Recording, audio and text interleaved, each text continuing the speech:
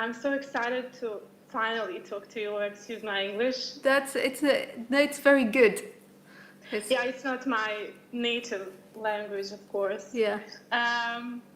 Okay, I want to thank you for everything. I've been listening to your talks for years now.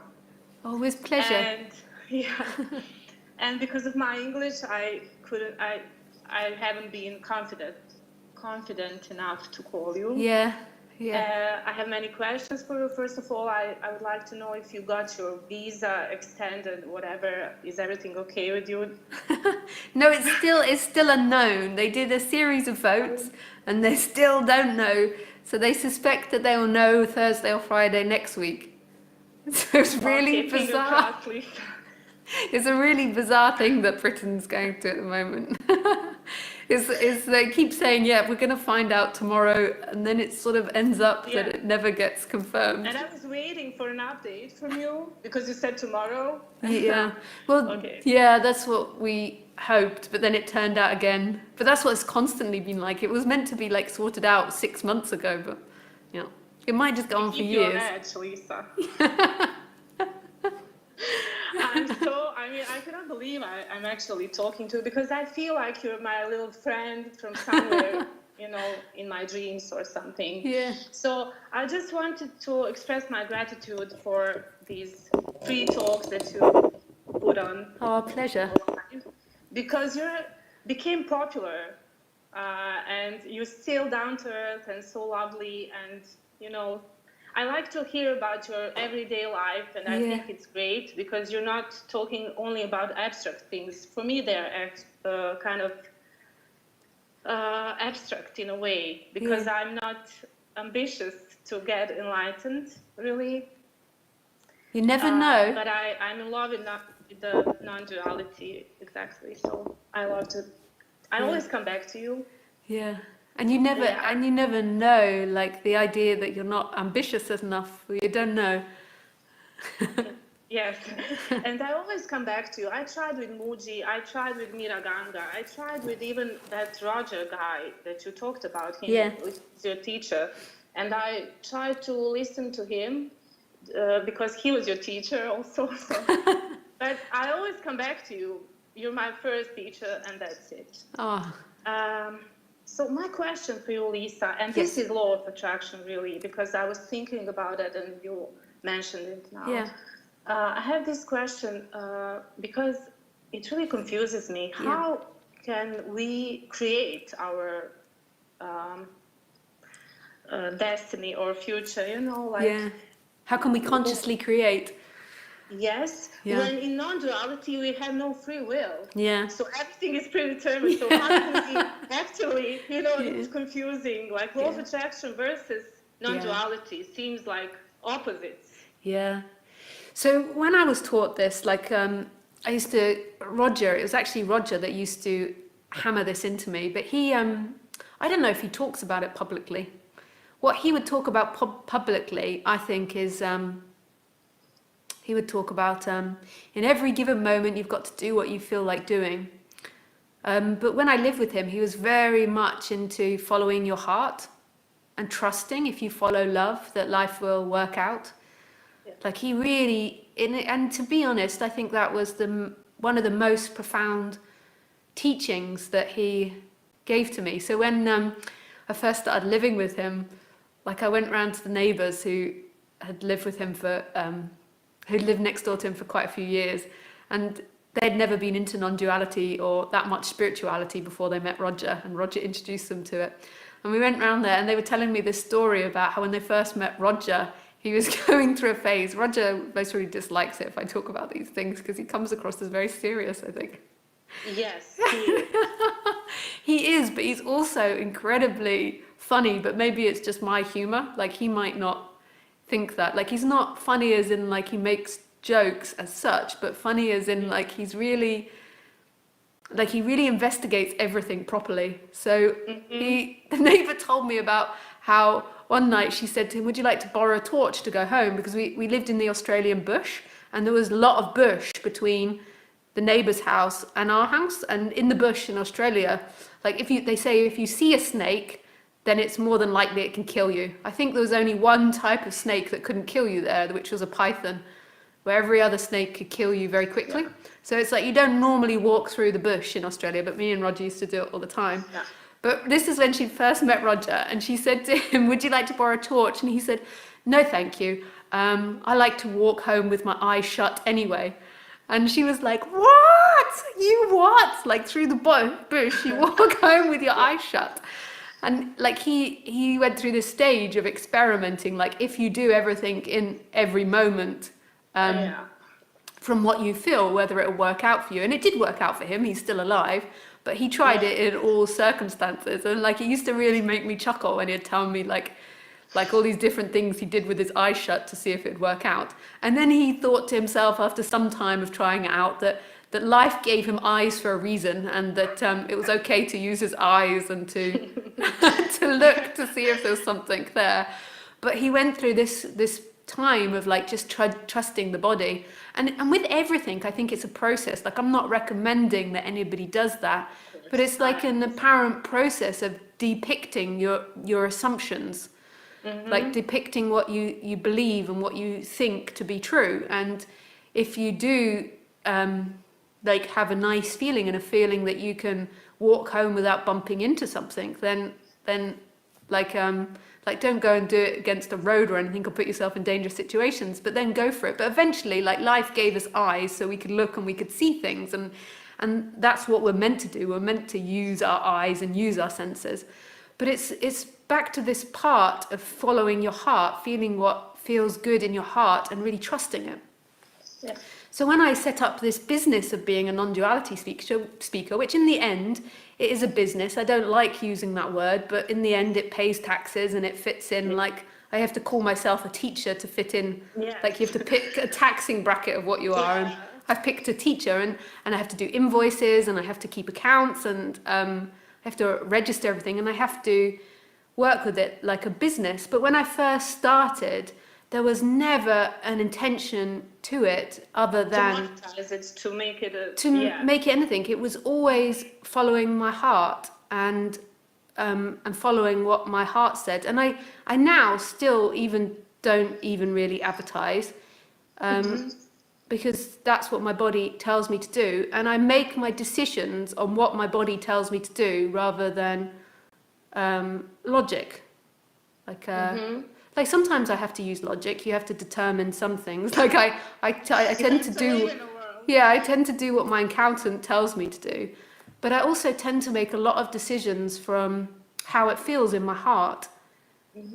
Like if it feels expansive. So if it feels like this expansive feeling, like or if it feels like a less expansive feeling, then I'll maybe move away from that. So when I first started, I did crazy things in the beginning. Like I got emailing lists of thousands of people, like I set up this Facebook page and all these people signed up, and I had like 5,000 people following, and I suddenly felt like shutting it down. So I just shut it all down, and I didn't stop speaking, but I just felt like I didn't want to do that on Facebook. So I just lost I do all the time, or try to do as much as I can. Not always. There's times when I act out of fear or act out of our old karmas, but I really try to follow what's true in my body in that moment. And even if that's like being rude, and even if that's not being nice, even if it's like I do it in everything, even if it's like I'm having a sexual encounter and it like includes dirty talk or something, like, when you're making love and then suddenly like dirty images or dirty words come to my mind, I don't in any place, I don't repress them. I just speak out whatever comes to my heart. And I see it as really healthy, because even if there are past karmas or old things working them way out, like when you're ready to admit them and when you're ready to just allow them to be there, then it's like you're not that attached to them anymore. There's no hiding it. Like, so you're just accepting what you are. You're accepting what this instrument is. Like I do have a moral compass, and I do try to recognize if I'm doing something that's hurting people. Like, so there is an intellectual moral compass, but generally I try to trust that my body's the moral compass and it knows what it's doing. And sometimes it makes mistakes and then I apologize. And sometimes it does things that I look back afterwards and think that wasn't very nice. But I try to totally let go of control and really trust that expansive feeling, and that will guide me. And know that life isn't against me, life is for me. And when I look back on the past, like 10 years since this change happened, like my life has just been perfect series of events. It's not always been easy, but it's been the perfect series of events. And I just see that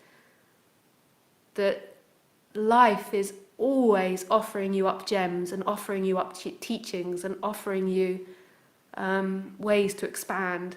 Like, say if I take Khaleesi for an example. Khaleesi was a real wild card, what I did. When I met Khaleesi, somebody brought her onto my balcony, and I didn't really want a dog because I was traveling and I didn't have a home. And I was traveling around the world speaking. And when it came to leaving her after 6 months, people said leave her on the side of the road or put her down, or, you know, like, she's had 6 months of good times with you, you can't take her with you.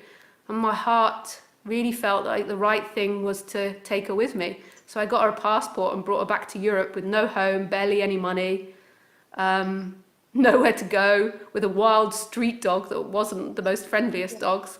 And she has been brilliant for me. She's helped ground me. Like this home that I have now, which is really beautiful with a garden. If it hadn't been for Khaleesi's influence, that wouldn't have happened. Like, having Khaleesi made me want to live have a garden and nature and access to walks. Yeah, she's just my meeting of her and being with her. It was difficult at times, but it just led into so many openings. So this is what, to me, law of attraction is, and this is what Roger taught me, and I think this is what they teach in non-duality. It's just heard from different ears.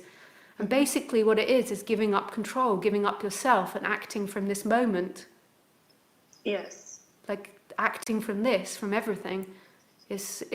And what that means is you move towards that which is expansive.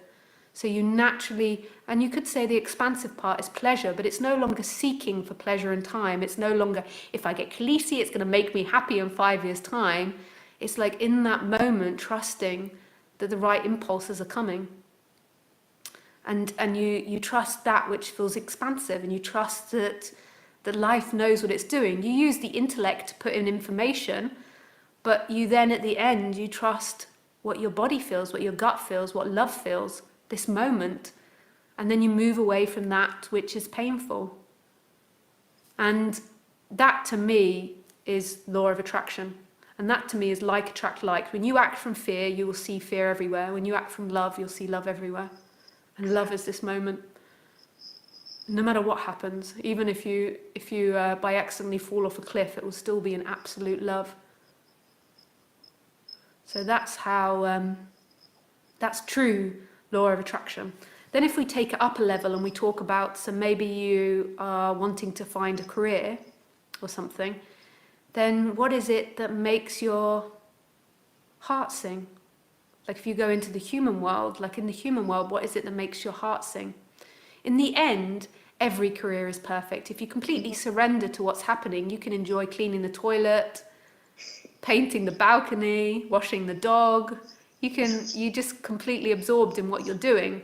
But if you're thinking about career and you're going to make a choice, like, what is it that makes your heart sing in a non-grasping way, not in a way that's like, I'll be really successful and famous and appreciated and everyone will think I'm wonderful and it looks good, just in a natural way, like a childlike way. You know, when a child, like, parents say, what do you want to be when you're older? And the child's like, a cleaner. And the parent's like, no, not a cleaner. But the child is just really like, I want to be a cleaner. Like, the child's really into cleaning at that time.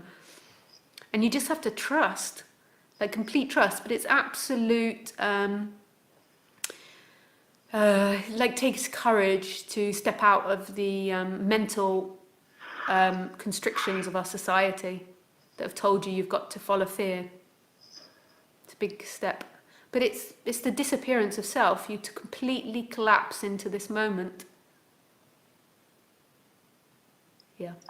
Wow, Lisa. Thank you so much for the answer.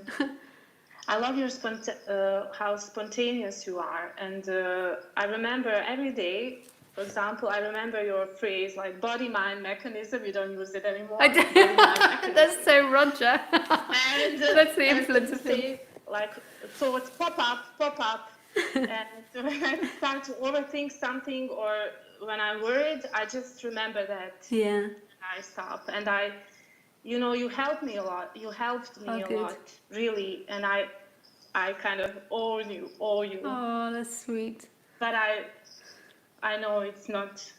I know you don't like compliments, and I'm not here to flatter you in any way because I have no, Yeah. I just wanted to say that. Oh, that's really sweet. Yeah, my tendency is to say it's you, because you are this moment. But at the same time, like, I'm so happy that it's helped you, or it's given you some sort of relief or opening or a different experience or changed your patterns. I appreciate it. I appreciate my life, and I'm grateful that you are a part of it. Oh, thank you, sweetie. Okay, I don't want to suffocate other people that are listening because they're probably bored. I don't know, but I doubt it. But thank you so much. There's such a sweet phone call, and thank you for saying all of that. Can I call again sometimes? Yeah, I want. And your English is brilliant, by the way.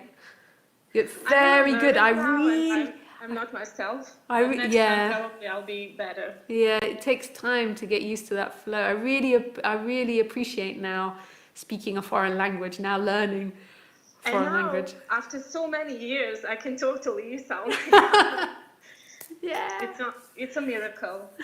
Nice. Okay. Thank you, sweet Lisa. Bye. Bye. Oh, that was so sweet. That really touches me. It really touches me.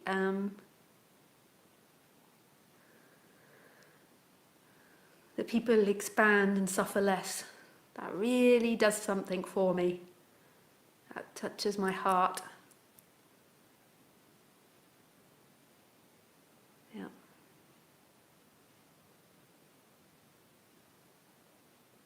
Yeah, my heart is somersaulting.